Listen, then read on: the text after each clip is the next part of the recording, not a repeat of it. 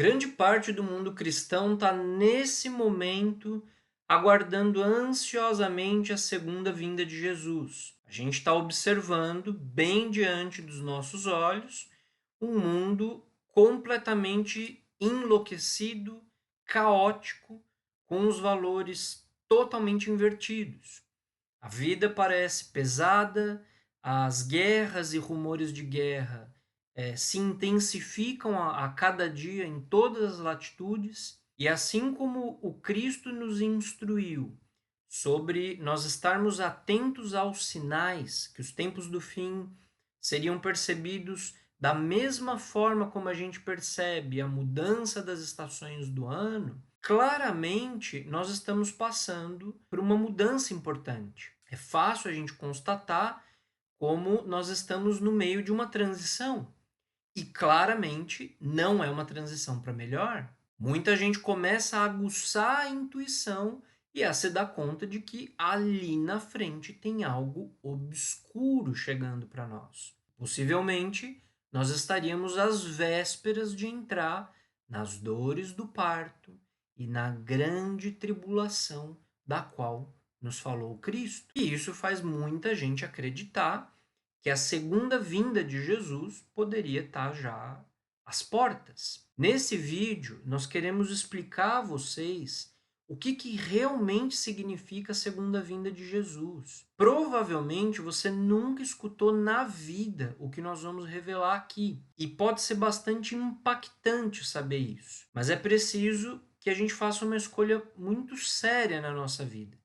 Se a gente quer saber a verdade sobre esse tema, ou se nós queremos viver um mundo de fantasia e passar a vida inteira se enganando. Para a gente entender sobre a segunda vinda de Jesus, primeiro a gente precisa entender a natureza do Cristo. Quem é o Cristo? É preciso desfazer a caricatura que as religiões criaram sobre Jesus.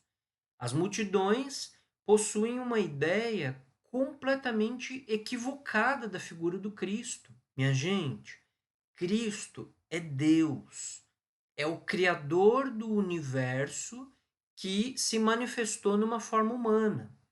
É algo infinito que tomou forma finita para que a gente pudesse compreender. E essa é a primeira fantasia que é preciso desfazer. Meus amigos, Deus é infinito. O Cristo é algo infinito.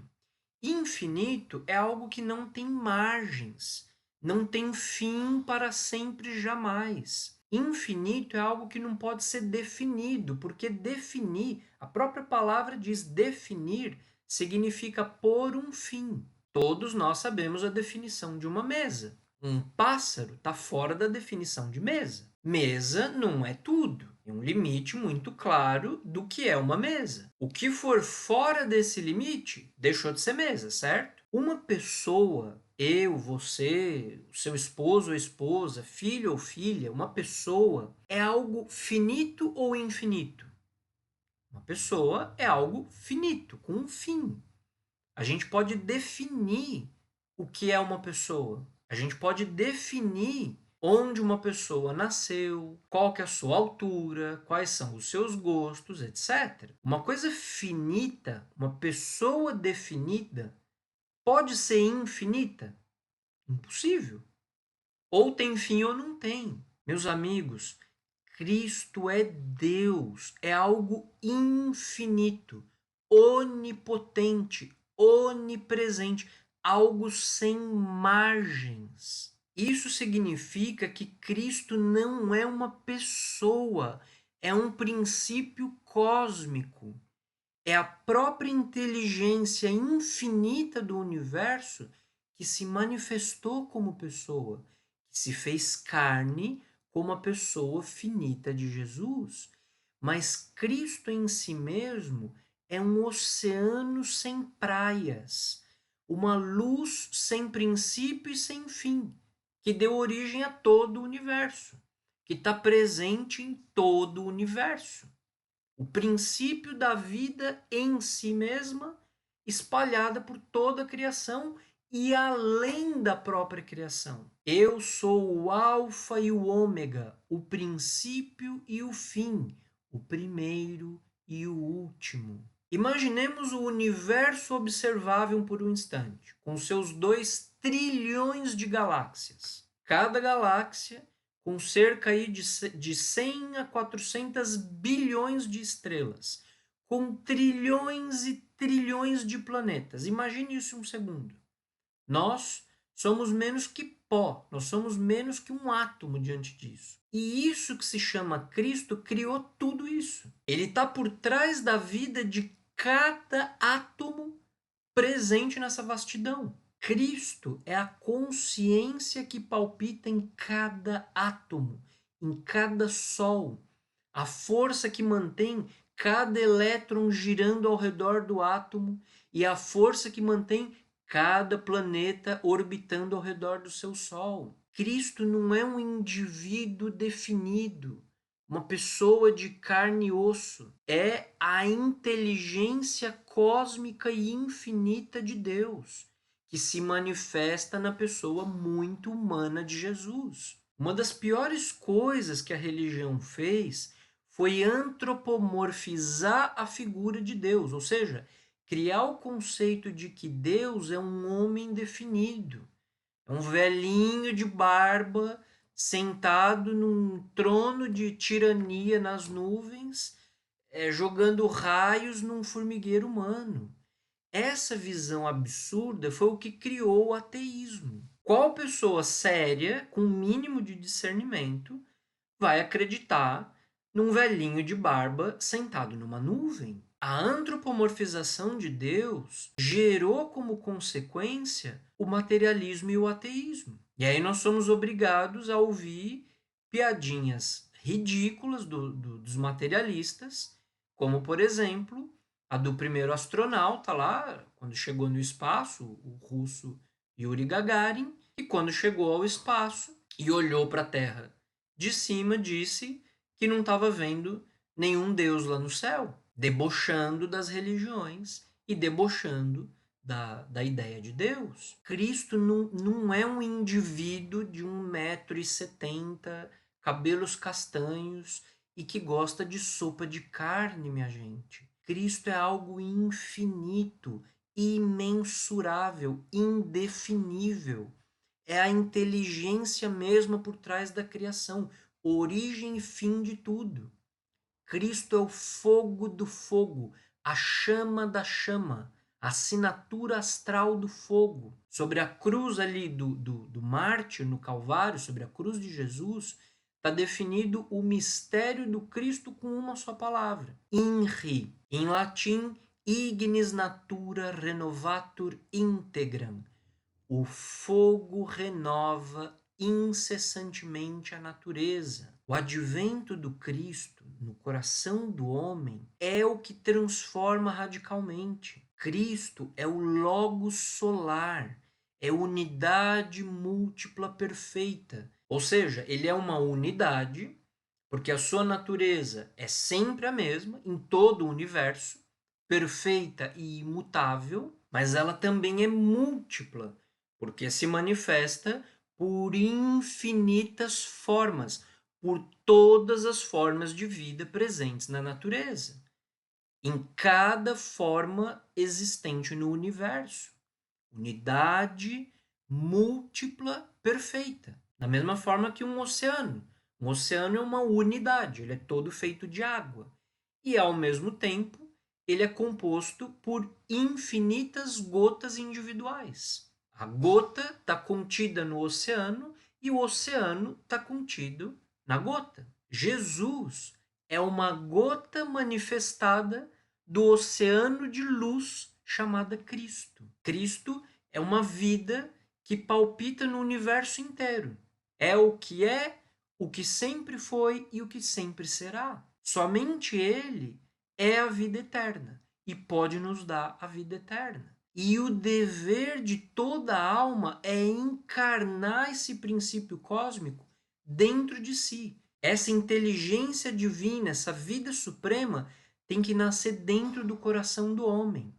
Essa força superior deve descer das regiões superiores do universo, dos céus de consciência, e nascer dentro da alma humana. Esse é o verdadeiro significado do Natal. Essa é a segunda vinda do Cristo. Ela não será uma vinda externa. A segunda vinda deve acontecer dentro do presépio interior, no coração da alma humana. A segunda vinda do Cristo é interna, não é um evento exterior. Ainda que o Cristo nasça 1000 vezes em Belém, de nada serve se ele não nascer no nosso coração também. Ainda que ele tenha morrido e ressuscitado ao terceiro dia dentre os mortos, de nada serve se ele não morre e ressuscita dentro de nós também. Quando chegar o juízo final, quando chegar o final do Apocalipse, final porque nós já estamos vivendo o Apocalipse, nós já estamos nesse processo chamado Apocalipse, que não é como num filme de Hollywood, onde tudo acontece num único dia, mas sim é um processo. Nesse momento só serão salvos aqueles que receberam ao Cristo, ou seja, que o Cristo tenha nascido dentro de si. Aqueles que aguardam que vai surgir das nuvens no céu, se abrindo ali, e o Cristo surgindo em nuvens, arrebatando pessoas que acreditaram nele, fazendo que elas saiam voando pelos céus, como um evento externo que vai estar passando na TV e na internet. É preciso compreender que isso é uma fantasia, um sonho. Isso não vai acontecer, minha gente. Nós vamos morrer, as gerações vão passar e a gente não vai assistir isso. É preciso que a gente se torne mais sério, menos fantasiosos. O Cristo vindo nas nuvens e salvando o seu povo é um evento interior. A alma vive isso de forma individual, nos céus da sua própria consciência. Essa é a segunda vinda. Uma pessoa que está passando por esse processo íntimo da alma, as pessoas ao lado não vão nem saber. Elas não vão dar nenhuma importância para essa pessoa. Aliás, por se tratar de processos crísticos, provavelmente a pessoa que estiver vivenciando isso externamente, no mundo físico, ela provavelmente vai estar sendo traída, julgada, menosprezada, ridicularizada. É assim o caminho crístico. É uma via crucis. Não tem fogos de artifício, não tem glamour. Esses personagens por aí que ficam vendendo a imagem do Cristo como se fosse um produto de marketing, dizendo que a vida espiritual é crescimento financeiro, é prosperidade, é ficar correndo atrás das ilusões do mundo, da cobiça, da vaidade. Esses personagens que vendem isso, eles são o próprio anticristo. São raposas mentirosas, são farsantes, são bandidos enganando milhões de pessoas. E eles vão pagar caro pelo que eles estão fazendo. A justiça divina vai chegar para esses sujeitos. O Cristo jamais disse que se aproximar dele significaria prosperidade material. Seria ficar pensando em casona e carro do ano. A via que leva ao Cristo é uma via crucis. Ela é uma morte de cruz. É uma entrega.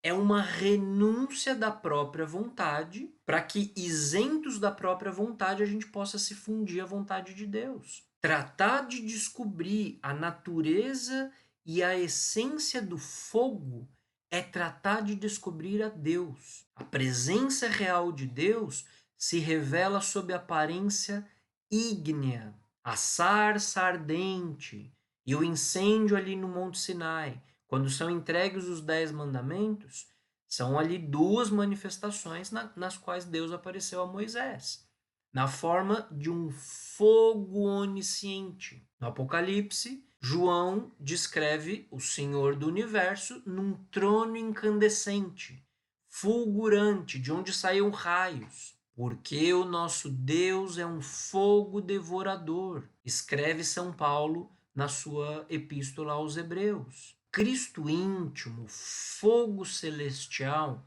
ele deve nascer em nós. E ele nasce, em realidade, quando a gente tiver avançado bastante no trabalho psicológico, quando a gente tiver avançado realmente no trabalho interior relacionado com isso que se chama santificação.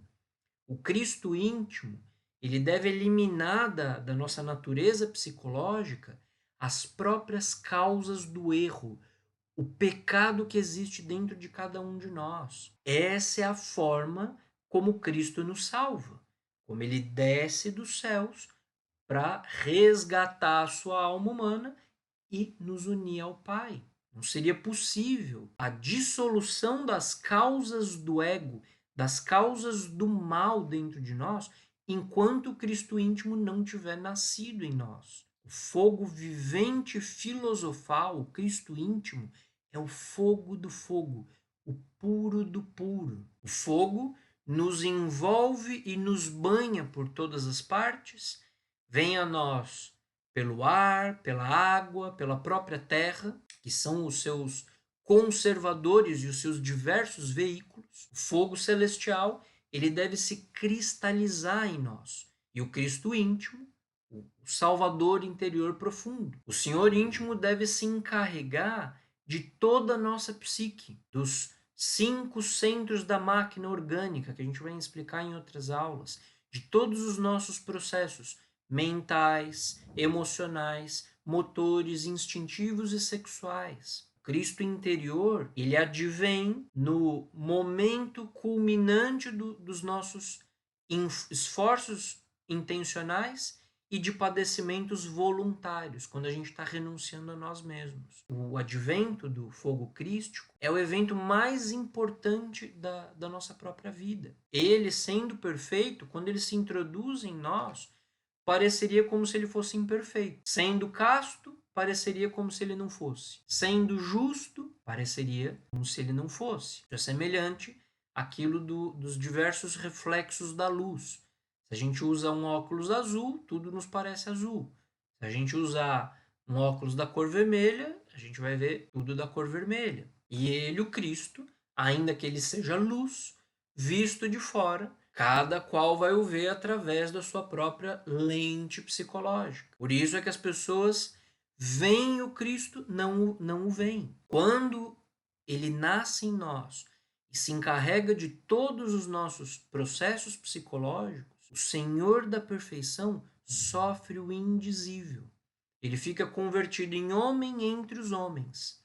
E aí ele vai passar por muitas provas e vai sofrer tentações indizíveis. Tentação é fogo, o triunfo sobre a tentação é luz. Essa é a forma como o fogo crístico, a chama divina, penetra no fundo da alma para se crucificar dentro dessa alma, morrendo em si mesmo no coração do iniciado, enquanto leva à morte todo o mal que esse iniciado ou iniciado, a alma humana, carrega dentro de si mesmo. Se torna espantosamente difícil, doloroso, o trabalho que o Cristo íntimo tem que realizar dentro da nossa própria psique. O nosso mestre interior deve viver toda a sua via crucis no fundo mesmo da nossa própria alma. É um trabalho de morte, um trabalho de negação de si mesmo.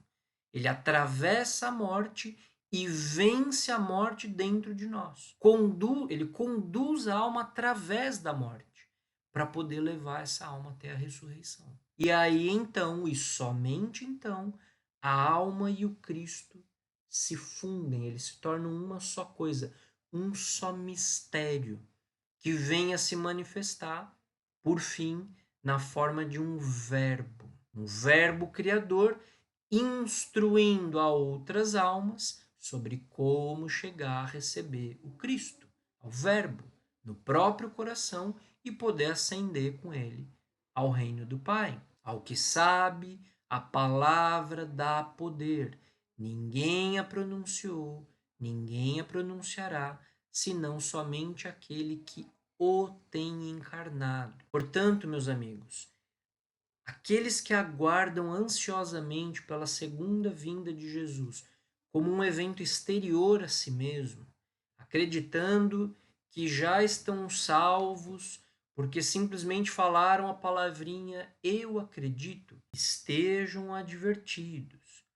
Vão passar a vida inteira esperando, vão morrer e não vão assistir esse evento. Se o Cristo não nascer no nosso coração, no nosso Natal interior, nós não veremos o Cristo em parte alguma. No comentário fixado abaixo, está fixado ali o link com o meu livro O Simbolismo Secreto da Bíblia e também as informações para quem deseja agendar um atendimento online e individual comigo. Eu sou o professor Tiago Santana e você está no canal Yeshua, Cristianismo Primitivo.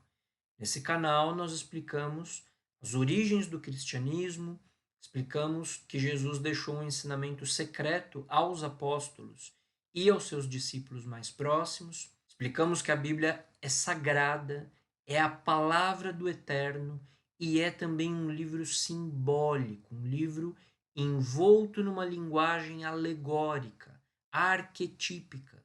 E tudo que está escrito ali tem relação com a nossa própria psicologia, com a nossa própria vida interior, aqui e agora. E nesse canal a gente explica qual é essa linguagem e qual é esse conhecimento que está por trás do simbolismo. E esse conhecimento esteve nas origens do cristianismo, mas que hoje, lamentavelmente, ele se perdeu. Curta esse vídeo, se inscreva no nosso canal, compartilhe, ajude o nosso canal a chegar até mais pessoas. Um abraço a todos e até o nosso próximo vídeo.